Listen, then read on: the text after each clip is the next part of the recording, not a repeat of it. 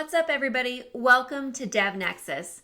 Today I'm going to share with you 10 pieces of advice that will make you a happier and more successful remote employee.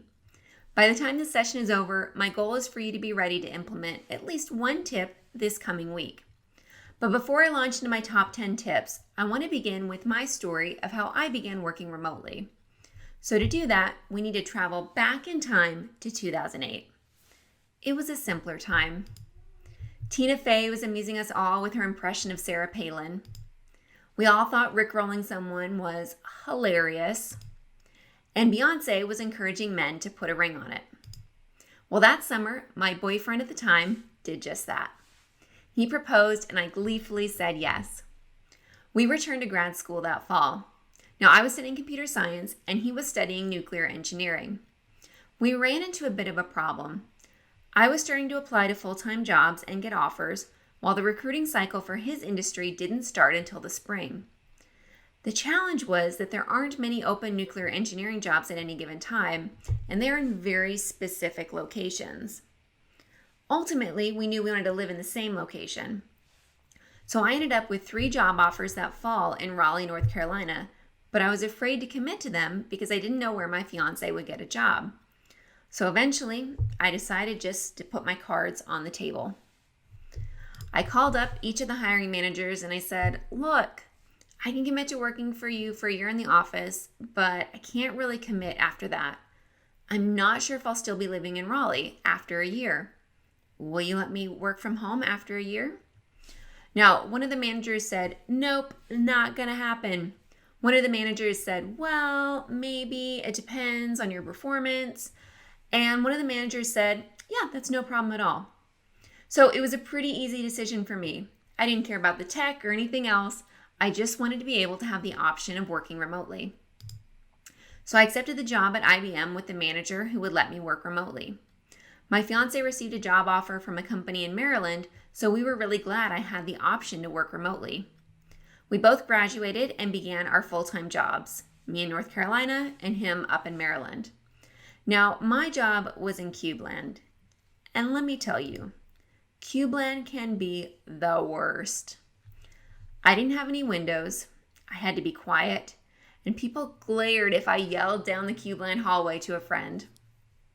Now, I tried to liven up my cube by wallpapering it with bright polka-dotted wrapping paper, but it still felt drab. After a year in CubeLand, I was happy to get married and move to Maryland and get out of CubeLand. I was thrilled to begin working remotely. But here's the thing, and maybe you've experienced this over the last year. Working remotely can be the worst. This was a huge adjustment for me. I went from seeing people in the office daily to seeing no one except for my husband on a regular basis. I went from having a lot of local friends to hang out with to having one set of couple friends to hang out with. I went from living in this large city with tons of things to do to living in a small town without even a shopping mall.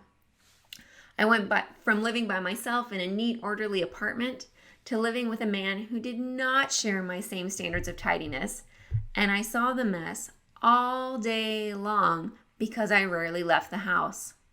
I went from the excitement and busyness of planning a wedding to having nothing major going on in my life. My life changed in a big way, and I was not exactly happy about it. More frequently than I would have liked, my work days dragged on throughout the evening, which made it difficult for me to unplug from work and relax. I was one of the few remote people on my team, and I felt very isolated. I knew they were having conversations at the office without me. And I began gaining weight. Month by month, pound by pound. All of these things combined left me unhappy and unpassionate about my work. I actually used to daydream about quitting. Over time, though, my career began to gain momentum. And slowly but surely, working remotely became the best. I was able to switch teams and roles to gain new skills and work on new projects. I figured out how to create a regular schedule that allowed me to exercise and relax in the evenings. And I began building connections with my teammates as well as other local people in my area. After nearly 8 years at IBM, I went on to be a developer advocate at Sugar CRM. I worked remotely there. Currently, I work as a developer advocate for MongoDB, where I continue to work remotely. I've been remote since 2010, and I really enjoy what I do. In fact, on the rare occasions that I go into the office to work for a couple of days, I struggle. First, I realize how much I talk to myself out loud, which is a little embarrassing. But second, I get distracted by the chatter. I find myself chatting with coworkers and distracted by other people who are chatting. I prefer to sit in the quiet of my home office where I can look out my window and listen to whatever music I like at whatever volume I like. Once I figured out how to work remotely, I loved it, and I don't see myself ever going back into an office. Many of us have been in lockdown for almost a year, and that has meant almost a year of remote work. So how is working remotely going for you? Maybe you're finding remote work to be the best. You're loving the lack of commute and the extra time with your family. Or maybe you're finding remote work to be the worst. You're feeling isolated, or that you can't focus with kids and pets running around being noisy while you're trying to work. Or maybe you're somewhere in the middle where you have good days and bad days. Whatever the case, let's talk about how to make the experience better for you. So today I'm going to share my top 10 tips for making remote work actually work. So let's jump right in. Number 10, acknowledge this isn't normal.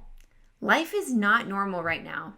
If you're struggling to work remotely, it's important to acknowledge that these are not normal remote work conditions. Julia, who's a technical program manager at Google, tweeted this at the beginning of May. She said, "I've been working remotely for 2.5 years. The past 2.5 months have left me more exhausted than ever before. This is your reminder that you're not working remotely. You're working remotely during a global health crisis." I could not agree more. I've been working remotely for 10 years, and working remotely during quarantine has been a huge struggle for me. For the first 2 months, I had a 4-year-old who was running around, making noise, and interrupting me. Previously, before the pandemic, when I would tell people that I work from home, they would say things like, "Oh, that must be so nice that you get to spend time with your kid while you work." And I would say, "Oh, no, she goes to daycare. There's no way I could work effectively and watch her at the same time." And yet, many of us have been forced to do just that during quarantine, and it's been rough.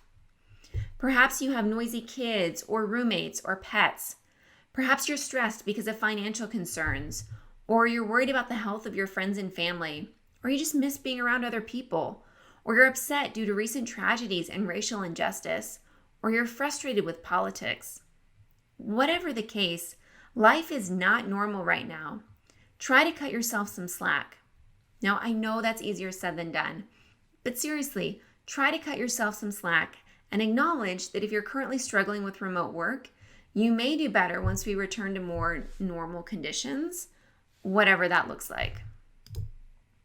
All right, moving on. Number 9, do something else. If you're going to be on a call where you know you're going to struggle to pay attention and you're going to be tempted to reply to email or check social media or make snarky comments with your colleagues on Slack, take your hands away from your keyboard and do some other mindless task. For example, you could do the dishes or color or dust, get some housework done. Maybe you want to exercise or do something fun like paint your nails. Studies show that doodling helps people retain information. Now, I found the same to be true for really any mindless task. If I sit in front of my computer, the temptation to multitask is too great. I'm likely to do something else that will require mental energy and prevent me from fully listening. So for those boring all hands calls or dry conference sessions where you're going to struggle to pay attention, just turn off your webcam and do something else. Number 8, eat intentionally. Now, I have a problem of bringing a box of Cheez-Its into my office and then eating way too many of them. Also, whenever my toddler snacks or my husband snacks, I want a snack. I mean, that's fair, right? Well, the quarantine has not been kind to my waistline, so I've been trying to make an effort recently to eat intentionally. If I want a snack, I pour a reasonably sized portion into a bowl, so I'm not bringing the whole box into my office. I also try to limit the number of snacks, and I keep them, relatively healthy. Now, I've heard from some of my colleagues, they have the opposite problem. They will sit at their desks and not realize they missed lunch until 2 p.m. I don't understand how this is an issue, but apparently this is something that happens. If that's you, set an alarm on your phone or block time on your calendar to eat lunch. Make sure you're taking care of yourself and eating intentionally. Number 7, this one is so important. Actively prevent burnout. When you work from home, it's so easy to work long hours and never feel disconnected from your work. A study in March of last year showed that U.S. employees were working an average of 3 hours more per day during the pandemic. 3 hours. When you work remotely, you don't have that physical trigger of walking into an office to know that you should begin working, and then that physical trigger of leaving an office to know you should stop working.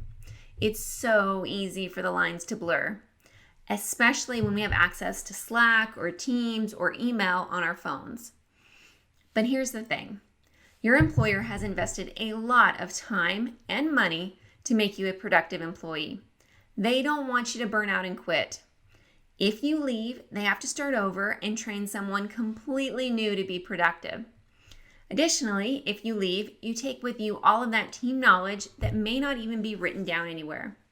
So actively prevent burnout. Your manager probably is not going to do this for you, so you have to be very proactive. If your manager asks you to do something that will force you to work overtime, be upfront and ask them which task they would like you to drop. Also, pick what time you typically want to start working and what time you typically want to stop working and stick to it.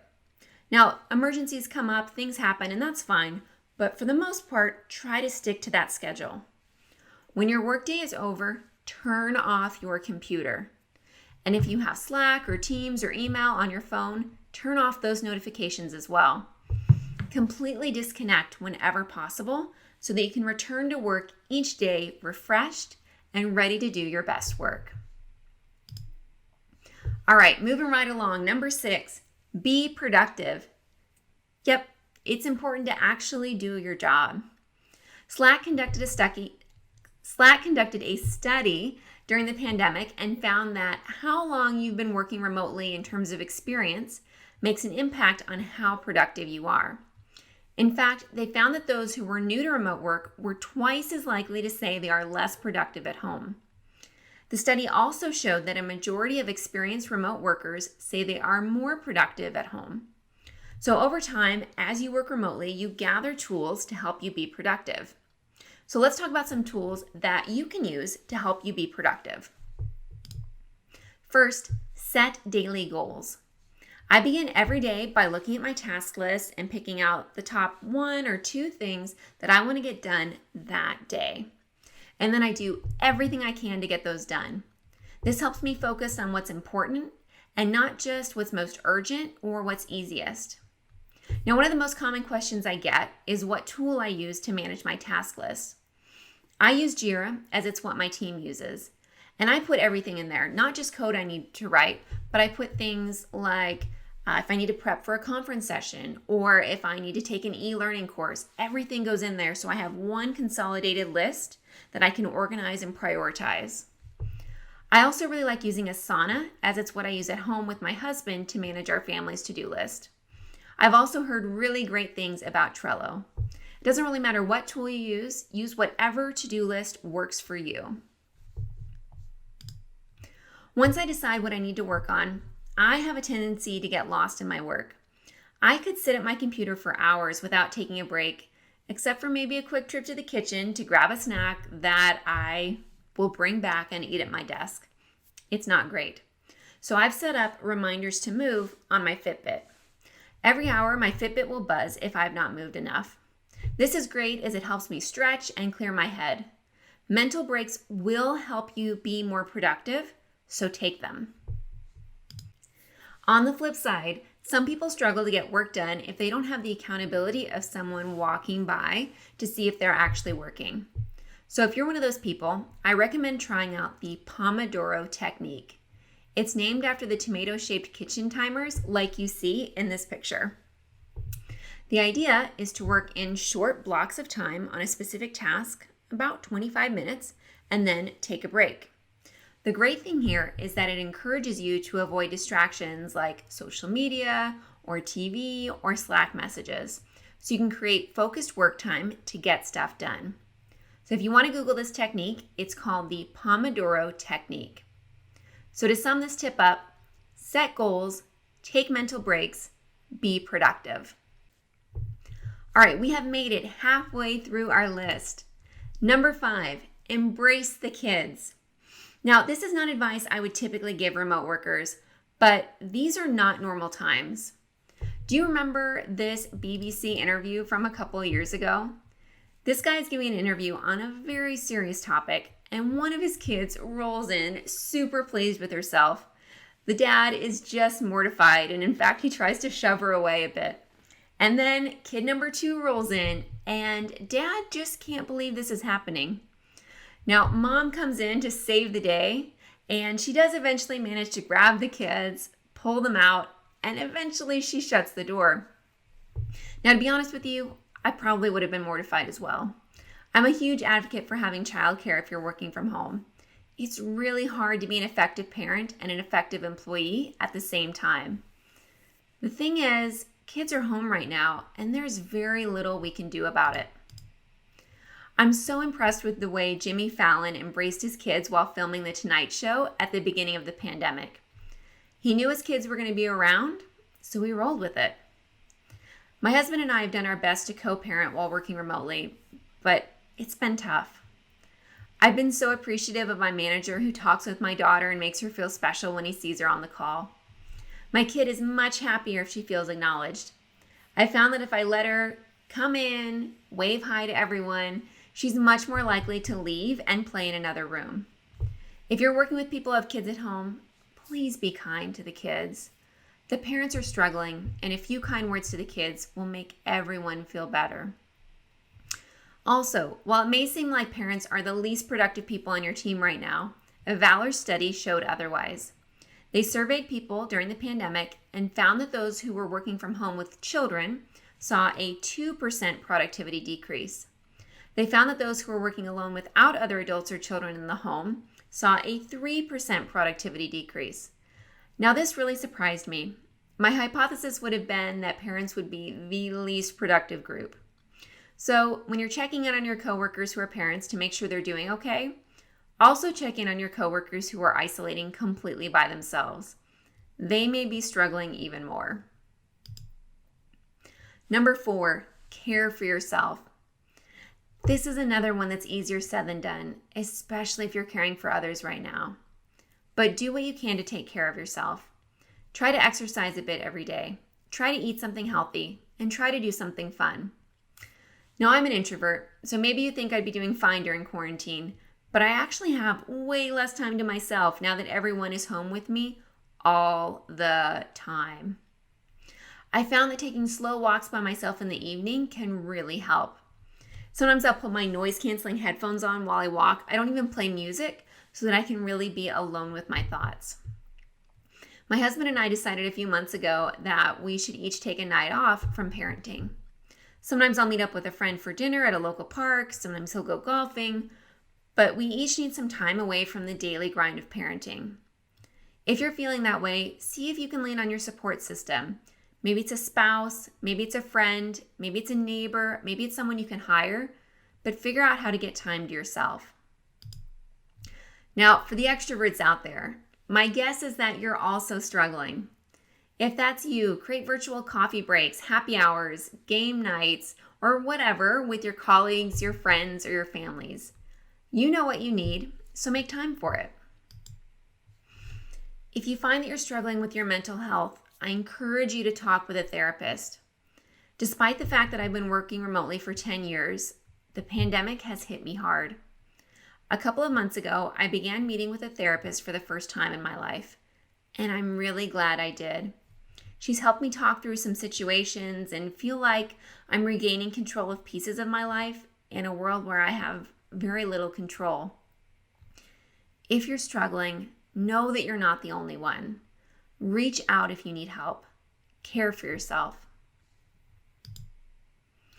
All right, number 3, take a lunch break. Now you might be thinking, wait, Lauren already had a tip about eating intentionally. Why are we talking about food again? Yes, food is an important part of my day, but this tip is less about food and more about taking a break in the middle of your day. Every day, away from your computer.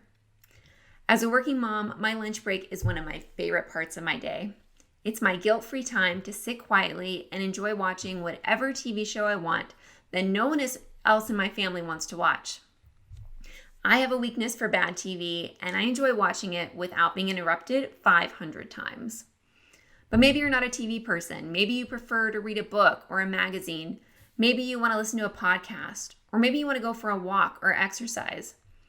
Whatever the case, take 30 minutes in the middle of your day, step away from your computer, and do something else. I found that if I'm starting to lose focus or I'm stuck on a problem, I'll take a lunch break and I'll return refreshed, and the answer on how to take the next step forward on that problem will generally come to me. So every day, take a lunch break.